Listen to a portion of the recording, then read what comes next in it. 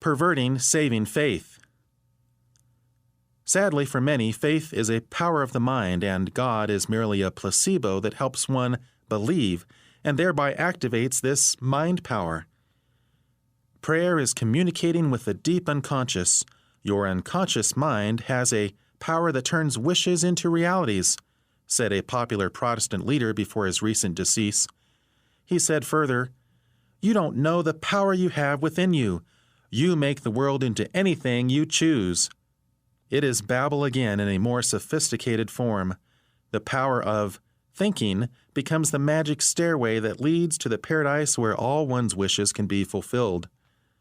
God has blasphemously been called the greatest positive thinker or possibility thinker that ever was. To some quote-unquote faith teachers, faith is a mind power that even God uses, a force contained in words that is released when one speaks forth, quote, the word of faith, end quote. By the spoken word, declares the founder and pastor of the world's largest church, we create our universe. You create the presence of Jesus with your mouth. Through visualization and dreaming, you can incubate your future and hatch the results. Here we have an evangelical form of Christian Science or science of mind. It is an abomination to the true God of the Bible. For many Christians, the power of belief becomes one's Tower of Babel, the magic steps by which one climbs to that state of mind called heaven.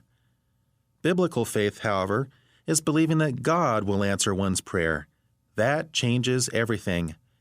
We could never truly believe that a prayer would be answered, nor should we want it to be, unless we were certain it was God's will.